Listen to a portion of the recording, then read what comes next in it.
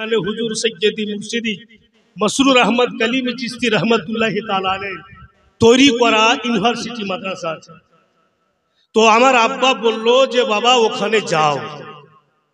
তখন বাপু phone tone ছিল না, তো আমাকে পাঠালো। তো আমি আমার আব্বাকে বলছি যে দেখেন কি বল, চোখ খুলে দুনিয়া দেখেছি, আর আপনার বদলে পাঠিয়েছেন, মানে যদি না পারি তো মেয়ের খেয়ে ধুম হয়ে যাবো, জিন্দা ঘুরে আসবো না। তো আপনি ব্যাটার লি দাবি লিখে দেন আর চিঠি দেন, তারপরে যাবো।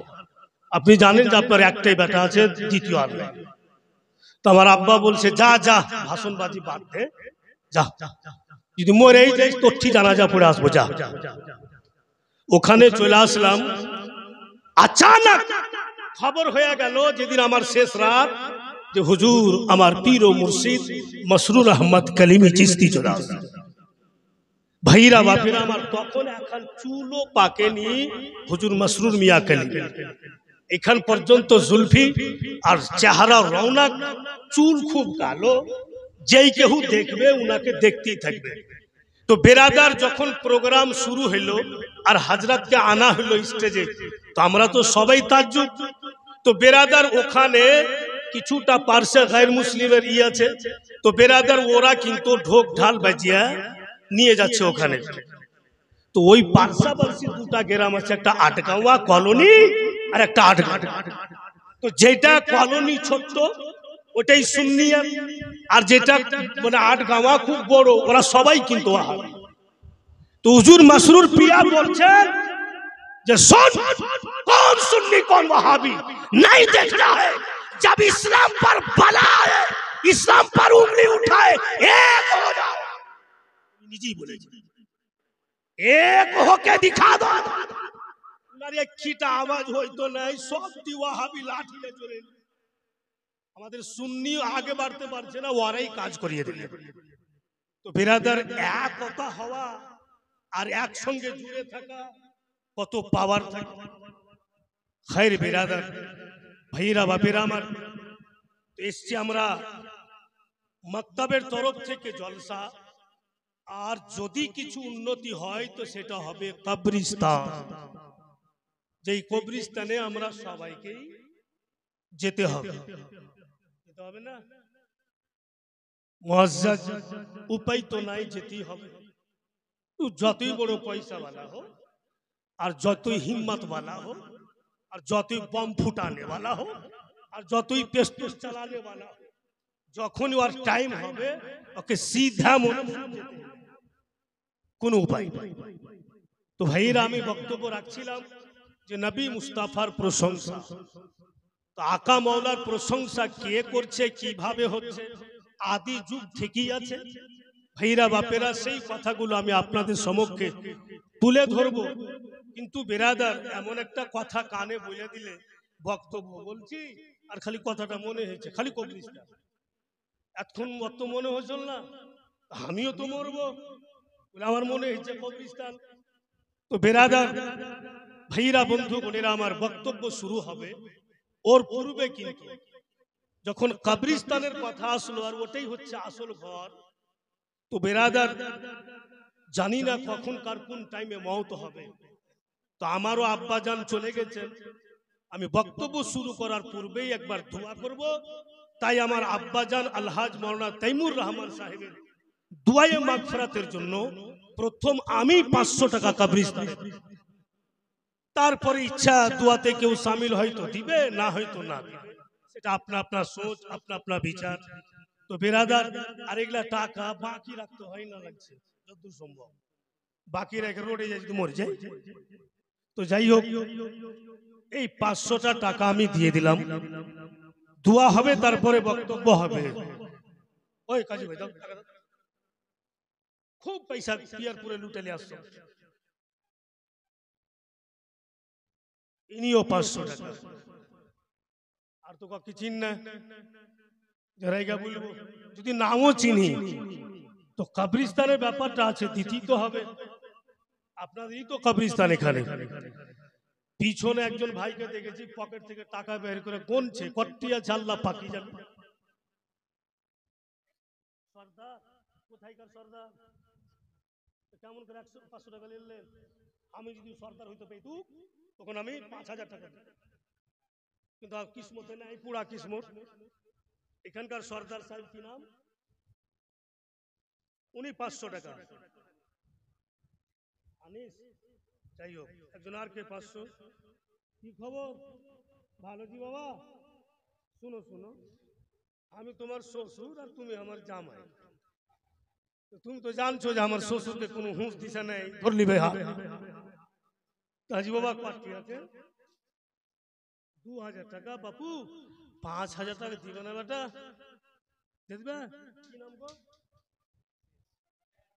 এগুলোই তো খারাপ, ভুল করে ধরছেন আপনারা। নেই জান না তো জান না। জামাইয়ের নাম হলো কি? রাশিদুল ইসলাম। ওই বাবু 5000, ওর মধ্যে 2000 দিয়ে দিলেন। ইনশাআল্লাহ বললো যে পাঠিয়ে দিচ্ছি। নারে তাকবীর। কে টাকা দিয়ে ভাগলো জি? 1010 টাকা কে জানো দিয়েছে? বিরাদার, अब সবারই কাছে 500 থাকে না। এর মানে এটা নয় যে 500 বললে তো 500 দিতে হবে। 5000 টাকা তারও বেশি লাগে, আর 100 টাকাও। তো বিরাদার, সবাই মিলে যদি সহযোগিতা করা যায় তো ইনশাআল্লাহ কবরস্থানের অনেকটা উন্নতি হয়ে যাবে। যেহেতু দোয়াটা করে দিই, বক্তব্যটা চালু হবে। যারা সামনে নিচে বসে আছো, একিটা কোনো ছাইলে 100 টাকা দিবে আছে করি কাছে? যারা নিচে বসে আছো সামনে নাই, দেখো তো পকেটে হাত দিয়া।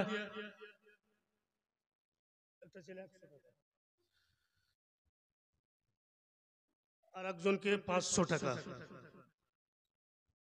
সুবহানাল্লাহ, মাশাআল্লাহ। জামের বাড়ি এসে জাদু দানা পাইতু, উটা বলাইছে 5000 লেনু। আর একজনকে 100 টাকা।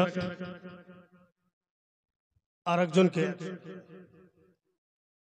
সুবহানাল্লাহ, মাশাআল্লাহ, আলহামদুলিল্লাহ। এদিকে যেটি বাবা ধনেরা বা পুরা চাঁদ আছে না, আপনার দিক থেকে খবর আছে না? এদিক থেকে কেউ দিবেন না নাকি? সুবহানাল্লাহ, মাশাআল্লাহ। মা বোনের কাছে পয়সা নেই, লক্ষ্মীর ভান্ডার। একটা সংবাদ দিয়ে আপনাকে, আমাদের ঝাড়খণ্ডে আমাকে বিপদ হয়ে গেছে বাবা। আমাদের বহু বেটে আমার কথা শুনে না। মানে हेमंत सोरेन बोलो जो मुझको वोट देके जिता दो, पहले की तरह मंत्री बना दो, तो 1000 रुपया देना शुरू कर देता हूँ। 1000 টাকা দিতে লাগলো। আর 2-4 दिन पर इलेक्शन होगा, फिर घोषणा करছে যে जम के वोट डालो तो हर महीना में 2500 करके दे दूंगा। ওকে তো সব জিতিয়ে দিলে, ভোট দিয়ে মন্ত্রী হয়ে গেছে, এখন 2500 টাকা করে পেয়েছে মেয়ে ছেলে। এখন যদি বলছি জামাটা ধুইয়া দাও, ধুবো না। ধুইবে না মানে তো খাই দিব না, দিও না। 2500 তো পাচ্ছে, হর মাসে তো 2500 পাচ্ছে। আমাদের ঝামেলাই হয়ে গেছে। সুবহানাল্লাহ, মাশাআল্লাহ। কোন থেকে টাকাগুলো আসে গো? একজনকে নাম কি জানি না, 500 টাকা। এদিকে অনেকটা মা বোন আছে, পিছনে আছে, একটু কেউ গিয়ে দেখো, ওরা তো উঠে আসবে না। দুরূদ শরীফ পড়েন তো, আল্লাহুম্মা সাল্লি আলা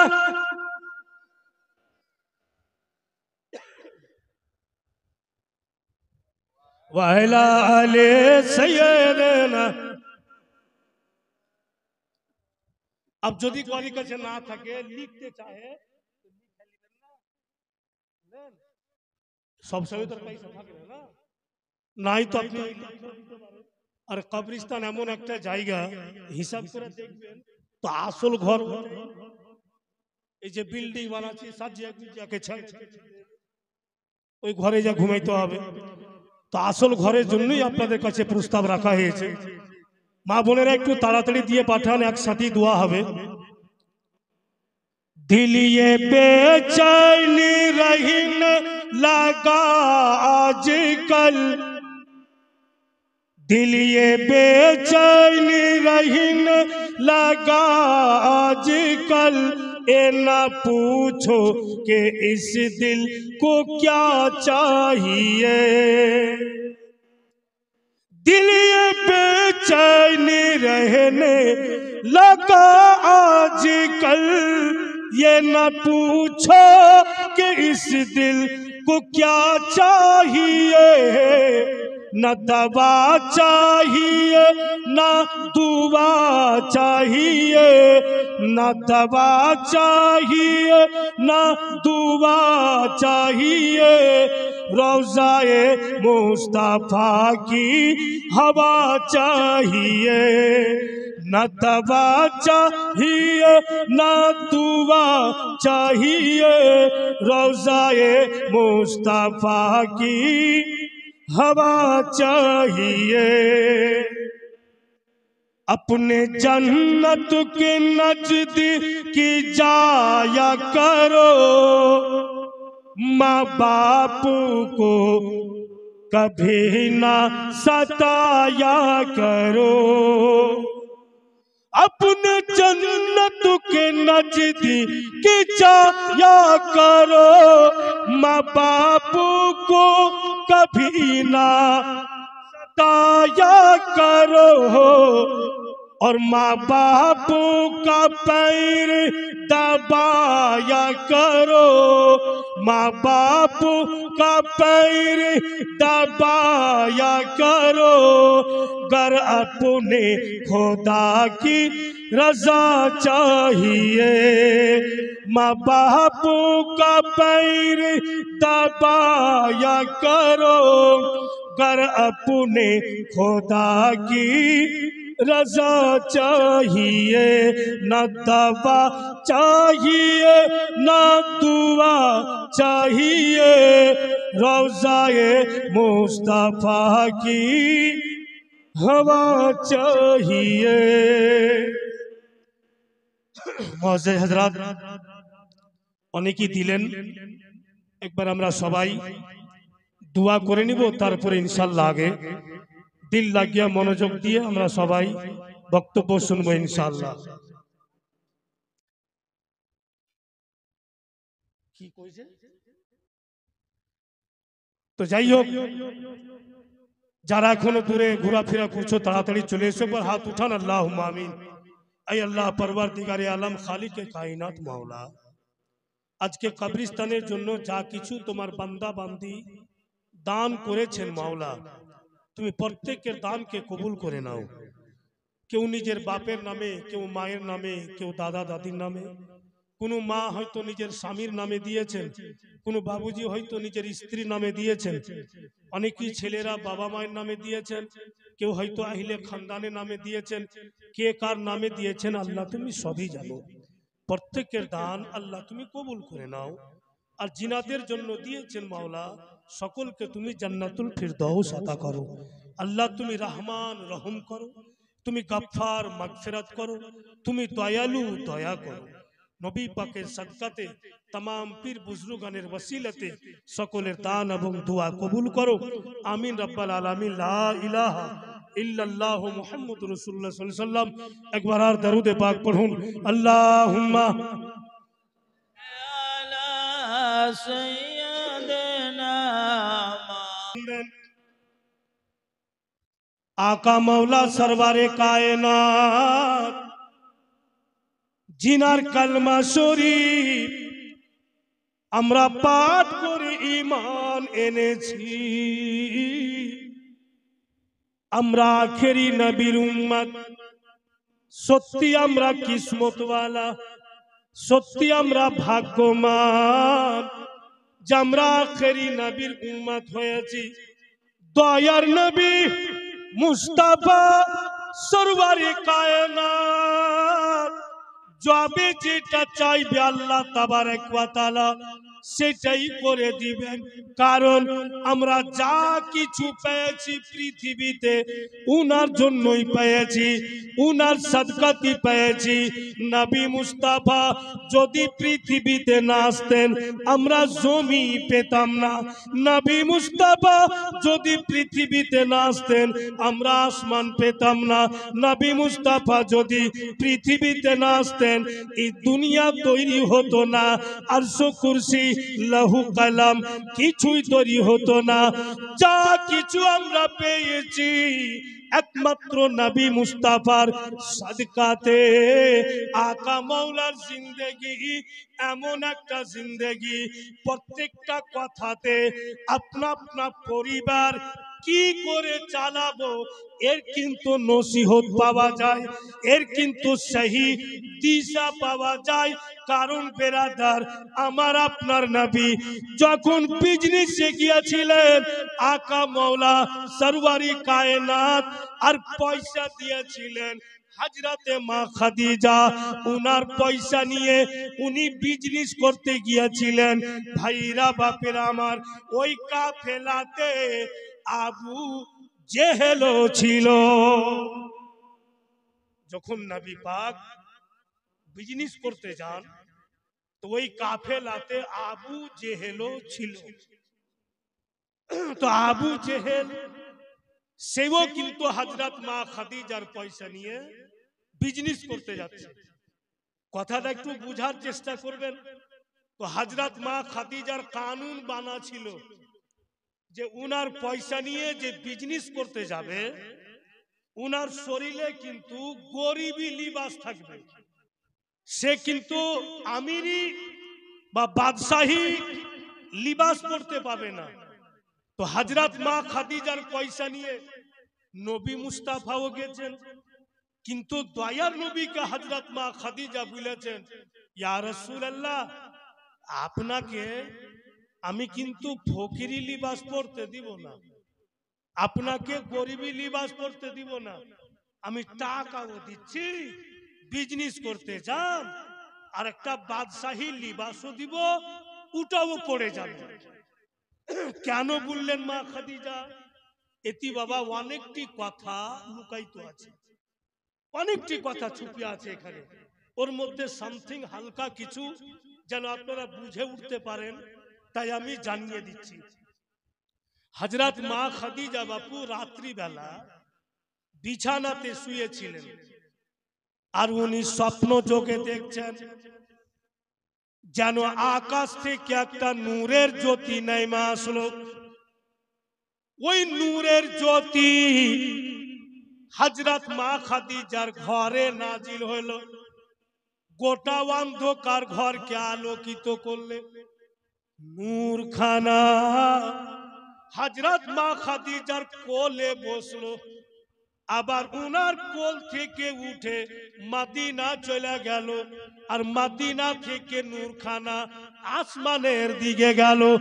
সকালবেলা হযরত মা খাদিজা উনার কাকাতো ভাই যিনি আসমানি কিতাবের বড় আলিম ছিলেন ওয়ারকা বিন নওফল, উনি হচ্ছেন মা খাদিজার কাকাতো ভাই। উনার কাছে গিয়া বলল ভাইজান আমি স্বপ্ন দেখলাম আসমান থেকে নূর নেমে আমার ঘরে আসলো, গোটা ঘরকে আলোকিত করলে রোশনি হি রোশনি, এবং নূরখানা আমার কোলে বসলো। আমার কোল থেকে উঠে মদিনা তাইয়্যিবা গেল, আর মদিনা থেকে নূরখানা আসমানের দিকে গেল। এর তাবির কি হবে, এর রহস্য কি আছে ভাইজান? তো ওয়ারকা বিন নওফল তাওরাত ও জাবুরের আলিম, উনি বলছেন খাদিজা একটু তুমি বসো, বড় মার্তবা वाला স্বপ্ন দেখেছো, আমাকে একটু সময় দাও আমি পবিত্র হয়ে যাই। আসমানি কিতাব জাবুর শরীফ খুলে দেখেনি, কিতাবখানা মোতালা করেনি, তারপরে তোমাকে আমি বলে জানাচ্ছি। ওয়ারকা বিন নওফল পবিত্র হলেন আসমানি কিতাব খুললেন, মোতালা করলেন। তারপরে হযরত মা খাদিজার দিকে উনি দেখছেন আর মুস্কি মাইরা হাসছেন। হযরত মা খাদিজা বলেন, ভাইজান আমি যে ভয় পাচ্ছি, আপনি কেন হাসছেন একটু জানান। ওয়ারকা বিন নওফল বলেন, খাদিজা সারা জগতে হাজারো মেয়ে আছে, কিন্তু তোমার মতো কিসমতওয়ালি দেখতে পাই না। তুমি বড় ভাগ্যবান, তুমি বুঝতে পারোনি যে নূর খানা তোমার ঘরে ছিল, দুনিয়াবি কোনো নূর ছিল না, দুনিয়াবি কোনো আলো ছিল না, সেটাই হচ্ছে আখেরি নবীর নূর, সেটাই হচ্ছে শেষ নবীর নূর, যিনি তাম নবীরও নবী। তো হযরত মা খাদিজা বলছেন, আমি কেন দেখলাম? আরো তো আপনি বললেন হাজারো লাখো মেয়ে আছে, ওরা কেন দেখতে পেল না? আল্লাহ ওরাকে কেন বিশ্ব নবীর নূর দেখালো না? আমার কোলে কেন বসলো? ওয়ারকা বিন নওফল বলছেন, এই জন্য তো বললাম যে তোমার মতো কিসমতওয়ালি কেউ নাই।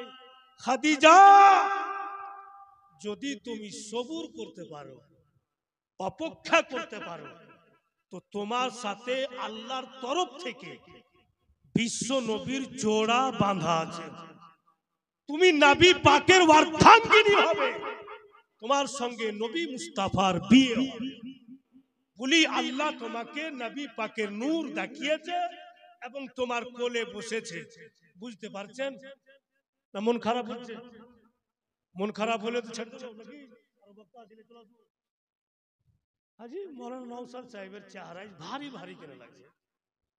আমি কিছু বুঝতে পারি না। ওর তো জমি টমি দাবিয়ে, হ্যাঁ। আর আজকে আমি বলছি যে আমি চলে আসছি, তো আমাকে বলছে আমার বাড়িতে খাড়া হয়ে না। আমি তো ডরিয়ে গেল, কোন দিকে কোন আমি জায়গাতে ফোন লাগিয়ে দিল নাকি? আমি যেমনি করে এখানে বলছেন সারা জীবন খাড়া হবেন, হুট করে বলছেন খাড়া হবেন না। বলে ভাই তুমিও বুঝো না, নাই কেউ বাড়িতে তালা চাবি মারা আছে, তুমি কোনটা খাড়া হয়ে? অমনি করে কয়, কিন্তু হুট করে যে কইছেন আমার বাড়িতে খাড়া হয়ে না, ঘুরে বেরিয়ে যাবো খাড়া থেকে। যে জিগরি বন্ধু যদি পরিবর্তন হয়ে যায় আর দুনিয়াতে কেউ সব শেষ। তো ভালো রাখে। বন্ধুগণের আমার মনে হয়েছে যে সব টেনশন উনার মাথায় পড়ে গেছে, এত লোক খুশি হয়ে বসে আছে। বিরাদরান ইসলাম, আব দেখেন তো খাদিজা বলছেন, ভাইজান জীবনে নবী পাককে দেখিনি, উনার নামও জানি না, উনি দেখতে কেমন হবে বুঝি না, চিনি না, জানি না। আর যদি কোনদিন হঠাৎ সামনে চলে আসে, উনাকে চিনবো কি করে, উনাকে জানবো কি করে? এ জওয়ান ছেলেরা, মা বোনেরা, ধ্যান দিয়ে শুনো কথাটি। ওয়ারকা বিন নওফল বলছেন, ও খাদিজা, পহলা নাম্বার পরিচয় নবী মুস্তাফা কুরাইশ বংশের আওলাদ হবে। দ্বিতীয় নাম্বার পরিচয় নাম হবে মুহাম্মদ সাল্লাল্লাহু আলাইহি ওয়াসাল্লাম। আর তৃতীয় নাম্বার পরিচয় খাদিজা, আকাশের চাঁদে দাগ আছে খাদিজা, নবীর চেহারাতে কোনো দাগ না।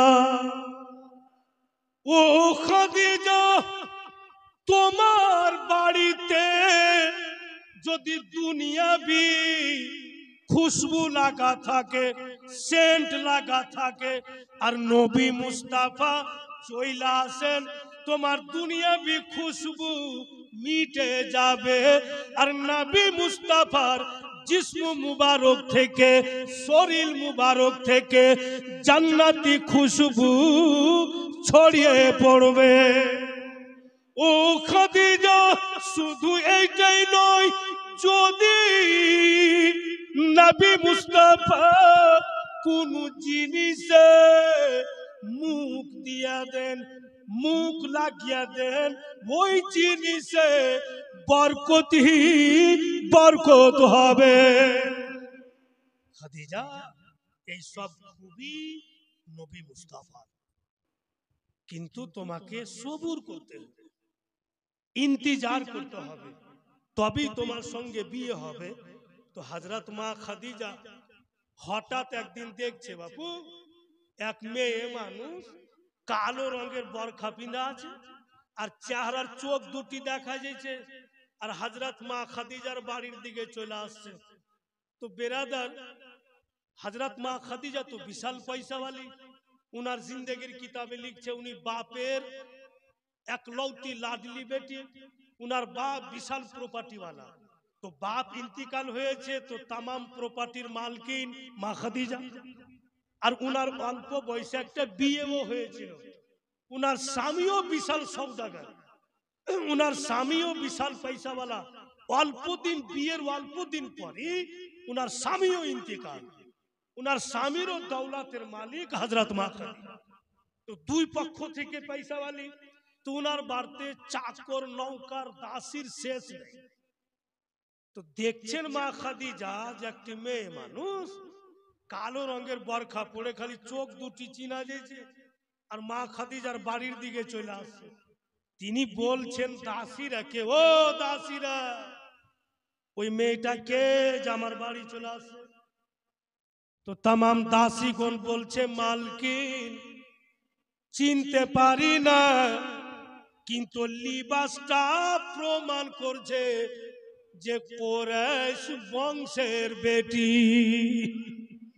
মানে কুরাইশ বংশের এটা কানুন ছিল, বহু বেটি যদি বাড়ি থেকে বেরিয়ে যায় তোকে বরখা পরে যেতে হবে। চট করে মা খাদিজার জেহানে কথা আসছে, এই মা যদি কুরাইশ বংশের বেটি হয় তো আমার ভাই বলেছেন যে নবী পাক কুরাইশ বংশের আওলাদ, হয় না হয় এই মায়ের দ্বারাতে আমি নবী পাকের ঠিকানা পেয়ে যাব। তাই মা খাদিজা দাসীরাকে বলছে, শুনো, যেমনই আসবে ওই মায়ের পাও দুটি ধুইয়া দিও। কিন্তু কিসমত দেখেন বাপু, ওই মেয়েটা অন্য কেউ না, নবী পাকের ফুফু জান চলে আসছে। উনি ওনারও নাম লিখছে কিতাবে হযরতে মা আতিকা। উনি চলে আসছেন। কেন আসছেন? ওই আবু তালিব নবী পাকের চাচা।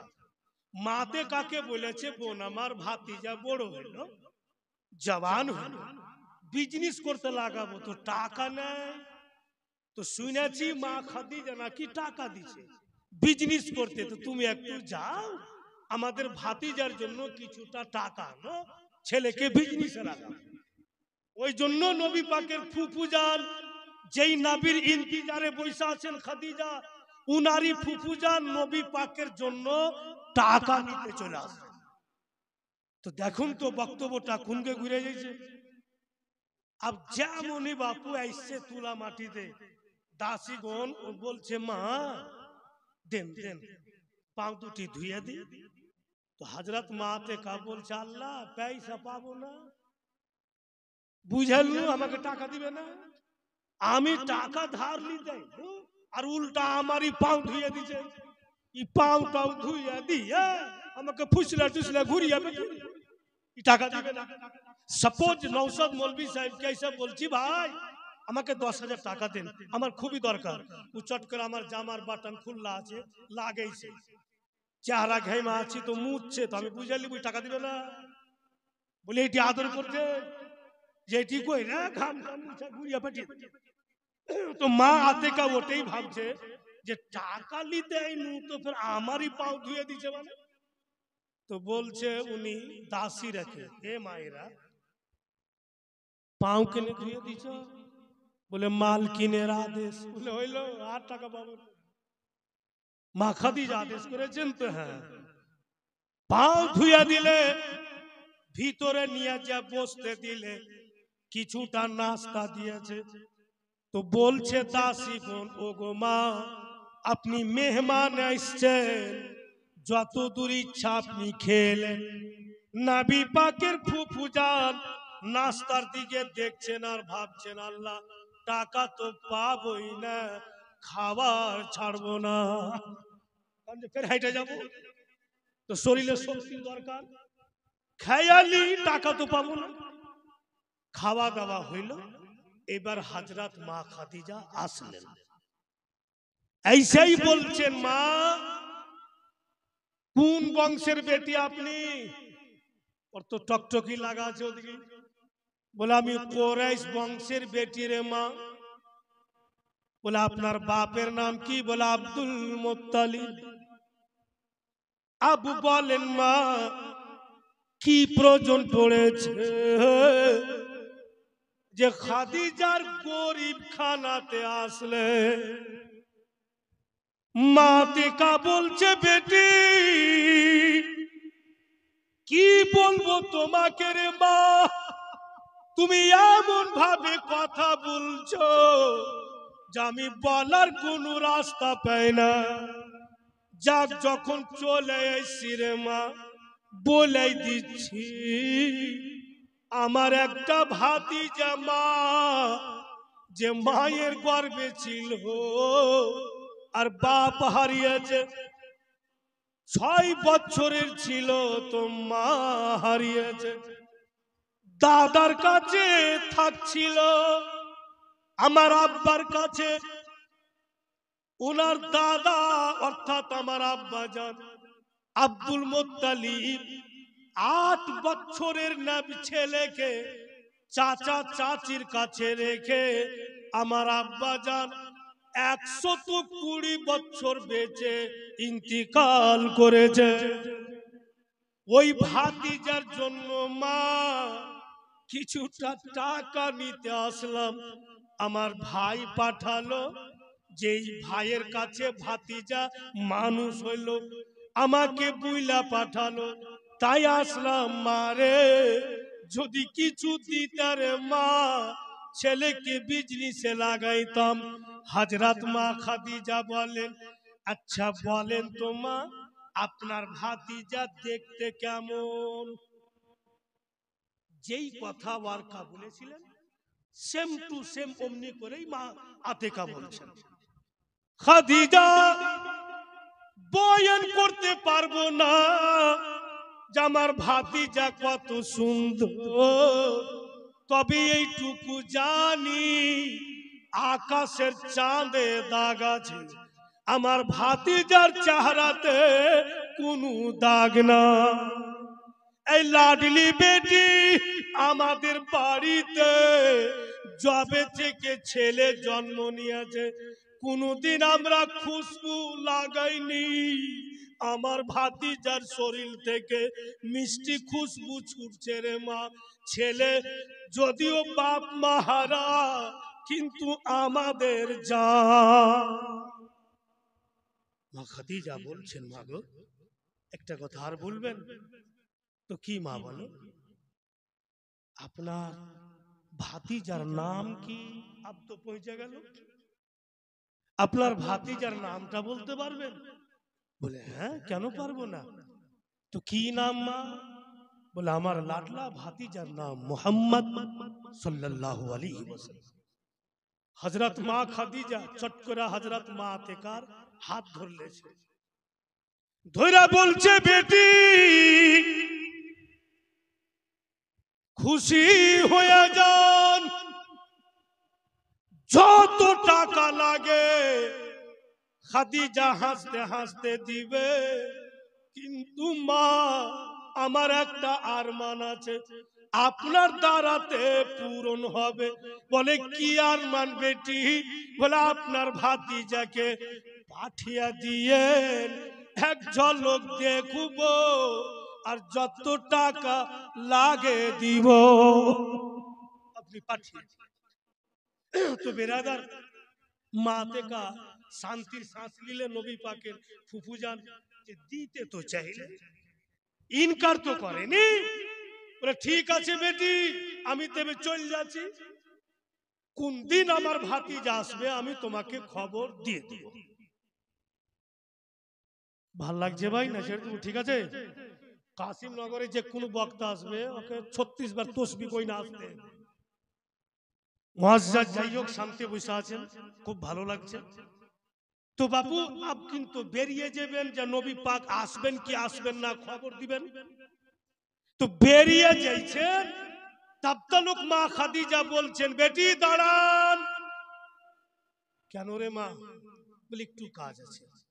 হযরত মা খাদিজা ঘরের ভিতর গেলেন, আর এত বড় একটা পটলি বাহির করে আইলেন, মাতে কাকে দিচ্ছেন, মা গো আপনার ভাতিজার কথা শুনে উনার নাম যে বললেন, এত আমি খুশি হয়েছি যে উনার নাম শুনে যা কিছু পটলিতে বেঁধেছি, মা এটা আপনার ভাতিজার নাম শুনে তোহফা দিলাম, বিজনেসের টাকা দিনি, উনি যখন আসবেন তুনাকে দিব, এটা শুধু তোহফা দিলাম। তবে বেটি খুইলা দেখিয়েন না যে কি দিয়েছি, জিনার জন্য দিয়েছি উনার সামনেই খুলবেন, রাস্তায় খুইলা দেখিয়েন না।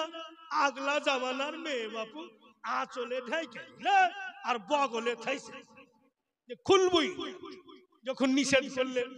সুলতান মৌলভী সাহেবের বাড়ি বাড়ি থাকতো তো 72 বার কি আছে দেখে, জব আছে না ফাও আছে, হীরা না মতি না সোনা কি আছে খুলে দেখতো। কিন্তু ওই জামানার মেয়ের ব্যাপারই আলাদা, বলে দিলে খুলে দেখবো না, তো দেখলোই না, আঁচলে ঢাইকা বাড়ি গেছে। তো আবু তালিব অপেক্ষা করেছে, উনার স্ত্রীর নামও লিখেছে কিতাবে ফাতেমা। তো নবী পাকের চাচি ফাতেমা উনিও অপেক্ষা করছেন যে কবে আতেকা আসবে। যেমনই এসে আবু তালিব বলছে বোন জলদি শুভ সংবাদ দাও, কি খবর? খাদিজা কি বলল? বলে ভাইজান কি বলবো বলতে পারা যাবে না, একটাই কথা জানি যে চোখে দেখা টাকা থাইকা আনতে পারবো না। এমন একটা কথা বলেছে খাদিজা, আমার মন বলছে যে টাকা পাবেন না। বলে কেন? বলে খাদিজা বলেছে আমাদের ভাতিজা যাবে, এক ঝলক দেখবে তবে টাকা দিবে। আমার মন বলছে এমন ছেলে না যাবে না টাকা দিবে, টাকা দেবে। সব কথা কিন্তু নবী পাক শুনছে বাপু ঘর থেকে। চট করে দয়ার নবী বেরিয়ে এসে বলছে ফুফু জান একবার আর বলেন কি বলেছে খাদিজা? বলে ধন তোমাকে ডাইকেছিলাম, তোমার হাতি টাকা দিবে। নবী আমার আসমানের দিকে দেখলেন, নিচে নজর করে মুস্কি মেরা হাসলেন, হাইসা বলছেন ফুফু জান খবর দিয়ে দেন সামনে সোমবারে আসছি। জোরে বলুন, সামনে সোমবার আমি আসছি, খবর দিই। তো বেরাদার ভাইরা বাপিরা আমার, কি বলছেন? হ্যাঁ সোমবারে। তো সোমবারের দিন যাব, খবরটা দিয়ে দেন। তো সব খুশি যে রাসূলুল্লাহ যাবে, চাচা চাচি। তো নবী আমার বলছেন ফুফু জান আমি তো যাবই, যখন বললাম তো নিশ্চয়ই যাবো। তো চট করে বলছেন মা থেকে বাপুরে ওখানে যাইবে বেটা, তো তোমার পাও দুটা ধুইয়া দিবে, মা না করিও না। মানে ওর পাও ধুয়ে দিয়েছে। ফুফুর দিল বলছে যে পাও ধুইবার ঝোঁককে যদি পাও টানলে তো টাকা দিবে না। তো নবী আমার বলছেন যে আচ্ছা ঠিক আছে, বলে তারপরে তোমাকে ভিতরে নিয়ে যাবে, কিছুটা খাই দিবে বেটা, খাওয়াও যদি না যায় তবু তুমি একটু খাইও। তো নবী আমার বলছেন সব ঠিক আছে হয়ে যাবে, কিন্তু একটা কথা বলতাম ফুফুজান। বলে কি বলো? বলে আমার তো মন বলছে যে আপনার আঁচলে লাগছে কি ঢাকা আছে, ভুলেই গেছে ও যে আমার আঁচলে ঢাকা। বলে ঠিক বলেছো বাপু, ভুলে গেছিলাম। এই যে বাবা তোমাকে দিয়েছে পটলি, বিজনেসের টাকা তুমি যাবে তো দিবে, এইটি তোমাকে তোহফা দিয়েছে লাল, আমি খুলে দেখিনি। দয়ার নবী বলছেন ফুফু জান খুলুন তো। মাতেকা বলছেন কে না তোমাকে দিয়েছে তুমি খুলো। ফুফু বলছে ভাতিজাকে তুমি খুলো, আর দয়ার নবী বলছেন যে ধুইয়া নিয়ে এলেন তো আপনি খুলে। বেরাদার পটলি খুললি বক্তব্য বেড়ে যাবে, সহ্য হবে? বাঁধা আছে বুঝলে না সংকটে আছে, খুললেই তো বেড়ে আলো গোটা রাত চলে যাবে, ঝামেলায় পড়ে যাবেন। আর পটলি খুললি সব মজাদার কথা বেরিয়ে চলে আসবে। মুআজ্জাজ ভাইরা ঠিক আছে পটলি খুলে দিব। কেউ কবরস্থানে ৫,০০০ টাকা লেখানে বলে একজন কেউ আছে কবরস্থানের জন্য, যখন হবে তো দিয়ে দিই। আপনি বলবেন বলেন।